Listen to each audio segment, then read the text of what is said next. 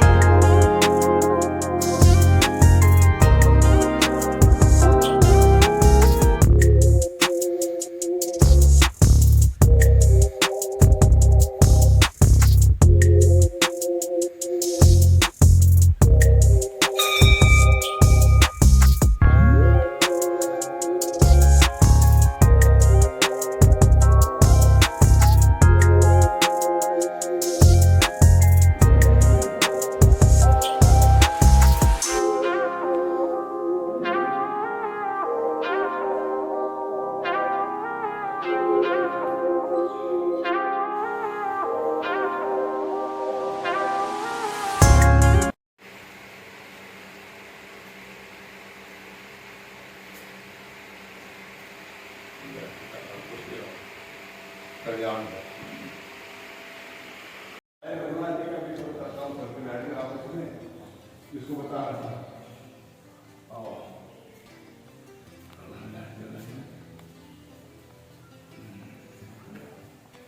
Photo लोगे?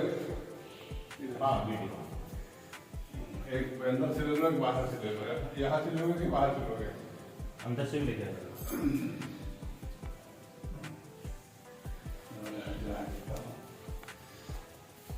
देखिए, यह जो मंदिर है रघुनाथ जी का प्राचीन मंदिर है। 500 वर्ष का पुराना मंदिर है। परंपरागत रूप से इसका जो ढांचा है आज भी पुराने डिजाइन का मौजूद है, यहाँ विद्यमान है, जिसको हम सब देख रहे हैं। इस मंदिर में समय समय पर परंपरागत अनुसार ठाकुर जी के उत्सव मनाए जाते हैं, त्योहार मनाए जाते हैं। आजकल वर्तमान समय में झूला चल रहा है। एकादशी से लेकर के रक्षाबंधन पूर्णमासी तक झूला चलेगा, जिसमें शाम को संगीत से भगवान के झूला के पद गाए जाते हैं, भजन गाए जाते हैं। श्रद्धालु लोग आते जाते हैं, सुनते हैं। झूला पड़ा हुआ है सामने में जो दिखाई पड़ रहा है अभी। यह मंदिर काफी, यहाँ पर बड़ी बड़ी मन्नतें भी मानी जाती हैं। यहाँ पर पुराने संतों का धूना भी बना हुआ है। श्री सुंदरदास जी महाराज परम तपस्वी सिद्ध महात्मा यहाँ पर हुए हैं, जिनका धूना बना हुआ है। उस धूना पर लोग बड़ी बड़ी मन्नतें अपने मनाते हैं, मांगते हैं और उनकी मन्नतें पूरी होती हैं। काफी क्षेत्र से लोग और काफी आस्था एवं श्रद्धा का केंद्र है यह मंदिर।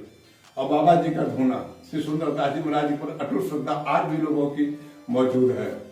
लेकिन हम बता रहा हूँ, ये जो प्राचीन मूर्ति आपको दिख रही है, प्राचीन मूर्ति है रघुनाथ जी की। है यहाँ पर लाल वस्त्र पहने हुए ये प्राचीन मूर्ति है रघुनाथ जी की, बहुत पुरानी। यहाँ पर श्री गंगादास जी महाराज लोहागढ़ से पधारे थे संवत 1600 में।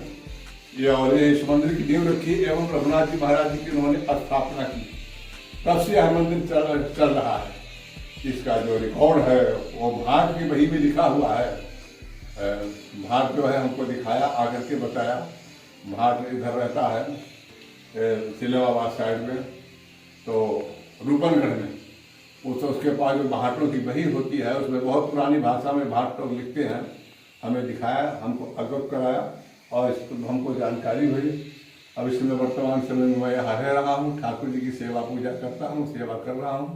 ठाकुर जी के राग भोग के लिए इसमें जमीनें भी जुड़ी हुई हैं। तो आपको मैंने सूक्ष्म रूप में इस मंदिर की जानकारी दी। इसमें कम से कम 15-20 महंत हो चुके हैं, जिनका मतलब ऐसा है कि पहले कोई ऐसा लिखा पढ़ी होती नहीं थी, ऐसे जवानी चलती थी, कुछ लोग गुजर गए। तो जब यहाँ जो काफ़ी बीहड़ जंगल था, सभी क्षेत्र का खेजड़ी का जंगल था, काफ़ी एकांत था, तभी आकर के महाराज श्री गंगादास जी महाराज यहाँ विराजे थे लोहागढ़ से चल के। तब से यह मंदिर जो है चल रहा है। ये बात आज आपको मैं बता रहा हूँ ताकि भविष्य में आने वाले समय में आप लोग भी जानकारी दे सकें लोगों के लिए।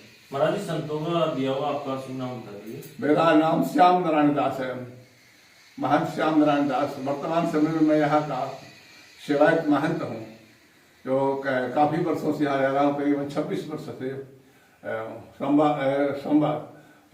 1999 में आया। 1/5/99 को यहाँ पर मेरा आना हुआ और बस्ती ने एवं प्रतिष्ठित संत समाज ने मुझको यहाँ पर नियुक्त किया और महंत बनाया चादर डाल करके। तब से मैं ठाकुर जी की सेवा पूजा व्यवस्था कर रहा हूँ।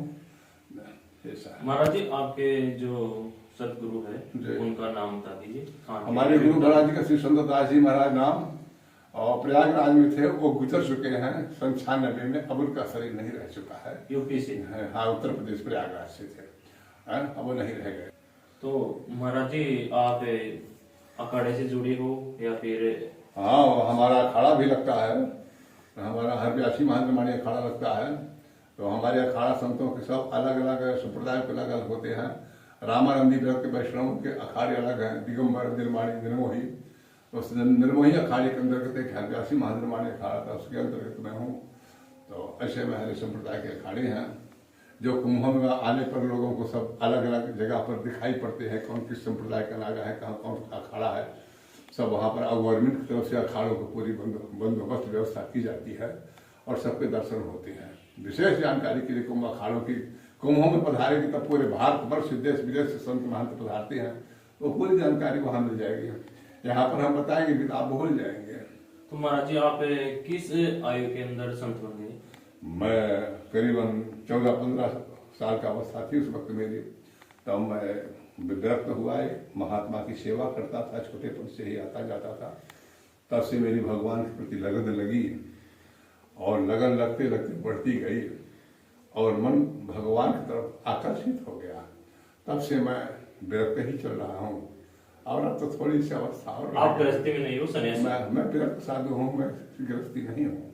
हमारे आगे पीछे कोई नहीं है, भगवान है, ठाकुर जी है, और हम इनको मानता हूँ, अपने इन्हीं की सेवा करता हूँ। तो महाराज जी, आपका जन्म स्थान कहाँ है? मेरा जन्म मध्य प्रदेश जिला रीवा का है।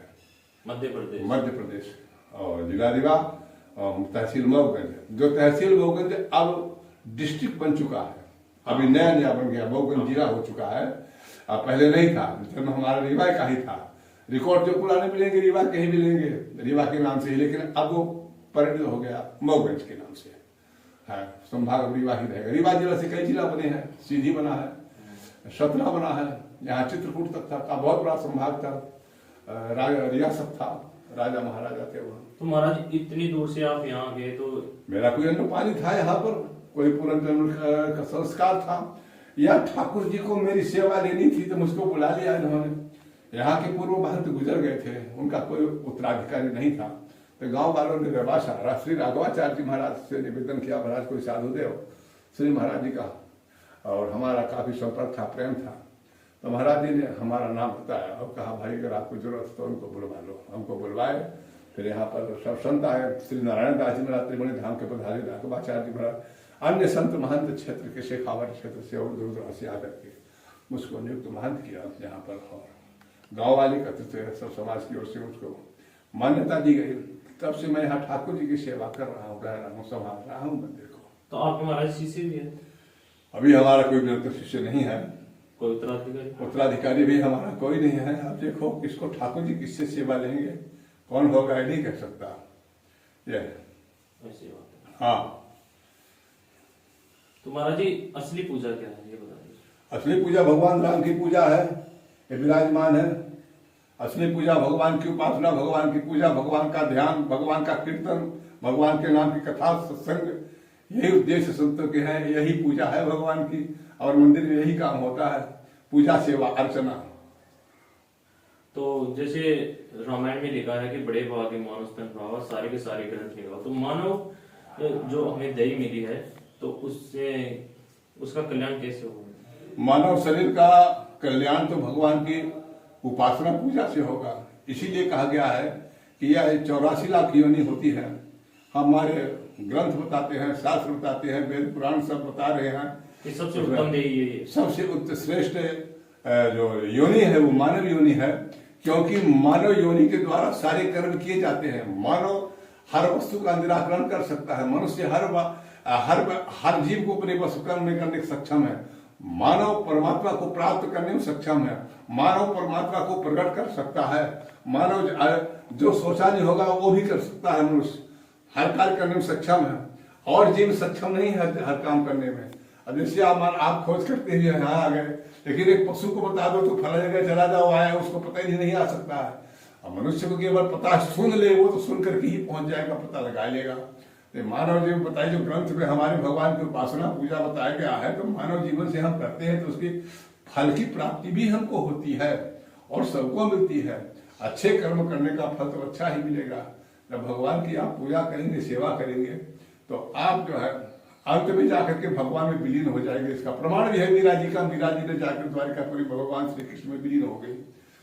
इतनी बड़ी पराकाष्ठा भक्ति की, इतनी बड़ी उपासना यदि ऐसा मानव जीवन के अंदर में आ जाए तो उसका कल्याण हो जाएगा और प्रभु में विलीन हो जाता है। जब वो लीन हो जाएगा प्रभु, फिर उसका आवागमन से मोक्ष हो जाएगा उसका, फिर उसका जन्म नहीं होगा, फिर वो माँ के उदर में नहीं आएगा।